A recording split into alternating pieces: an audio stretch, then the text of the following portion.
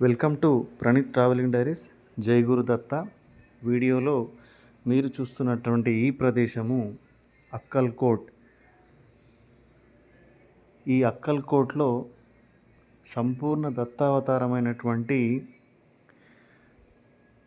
మూడవ దత్తావతారం శ్రీ అక్కల్కోట్ మహారాజ్ లేదా స్వామి సమర్థ కొలువై ఉన్నటువంటి ప్రదేశం ఇది.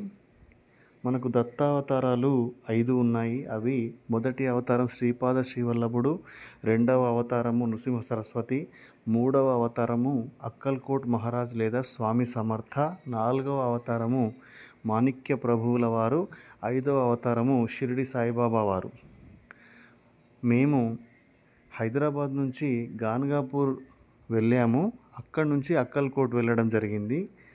గాన్గాపూర్ కనుక వెళ్ళినట్లయితే మనము మార్గమధ్యంలోనే హుమ్నాబాద్ దగ్గర మాణిక్ నగర్ అనేటటువంటి ఒక గ్రామం ఉంటుంది. అక్కడే మాణిక్య ప్రభువుల వారి సమాధి ఉంది. వీరు 4వ దత్తావతారము.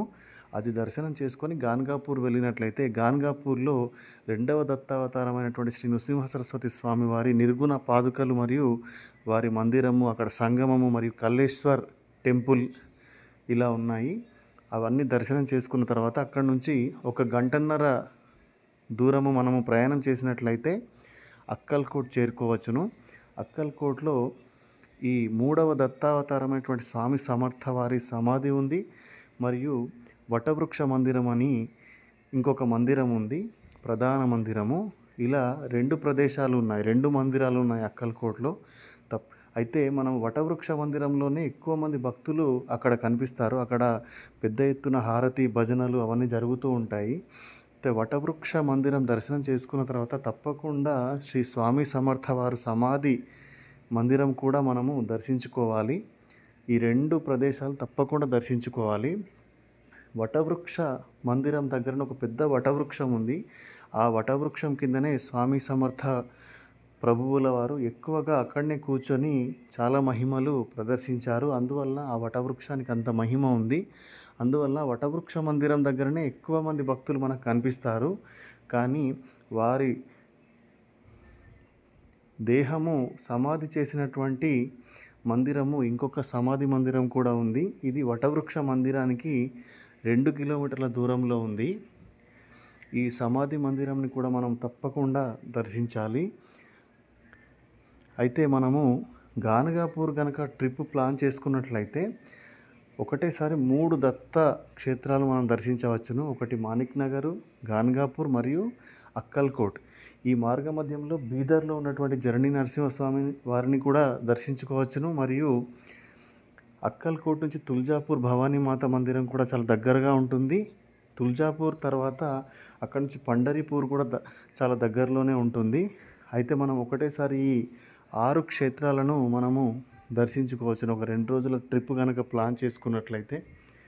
అయితే ఈ అక్కల్కోట్ మహారాజ్ వారు చాలా మహిమలు చూపారు. కానీ వీరు సాయిబాబా వారి లాగానే ఎక్కడి నుంచి వచ్చారు, ఎలా వచ్చారు, వీరి తల్లిదండ్రులు ఎవరు అనేటటువంటి విషయము ఎవరికీ తెలియదు.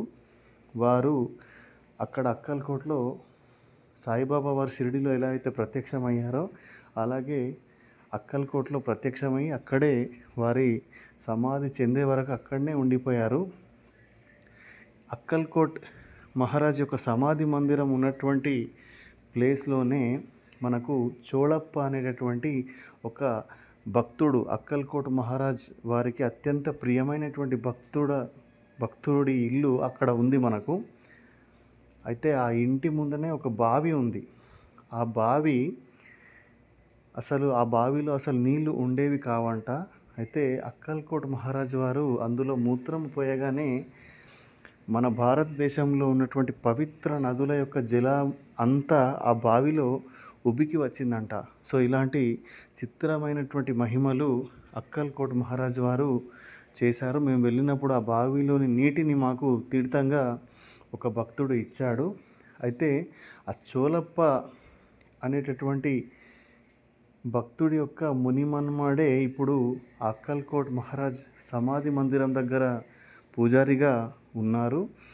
ఆ ఇంటిలోనే అక్కల్కోట్ మహారాజ్ ఉపయోగించినటువంటి వస్తువులు మరియు వారు వేసుకున్నటువంటి పాదుకలు మరియు వారి వస్త్రాలు, వారి రుద్రాక్షలు, వారు ఉపయోగించినటువంటి ఢమరుకము మరియు వారు ఉపయోగించిన రకరకాల వస్తువులు అక్కడ ఉన్నాయి. వాటిని కూడా మాకు దర్శించేటటువంటి భాగ్యము కలిగింది.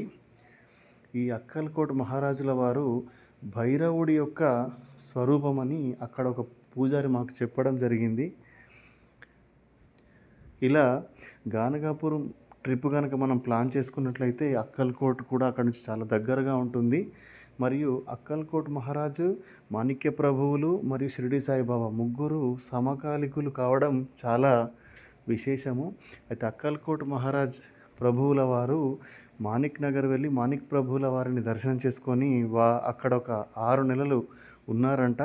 వారు మాణిక్ నగర్లో ఉన్నటువంటి మాణిక్ ప్రభువుల వారి సమాధి మందిరం పక్కన ఉన్నటువంటి ఒక చెట్టు కింద కూర్చొని గంటలు గంటలు ఆధ్యాత్మిక విశేషాలు చర్చించుకుంటూ ఉండేవారని నాకు మాణిక్ నగర్లో ఉన్నటువంటి అక్కడి భక్తులు కొంతమంది చెప్పారు. అంటే ఈ గురువుల దర్శనము అనేది మనకు చేసుకున్నట్లయితే గురుబలం పెరిగి జాతకంలో రకరకాల గ్రహ దోషాలు అనేటటువంటివి తప్పకుండా నశిస్తాయి, మన పాపాలు నశిస్తాయి. అందువలన గురువుల దర్శనం అనేది చేసుకోవడం అనేది చాలా తప్పనిసరి.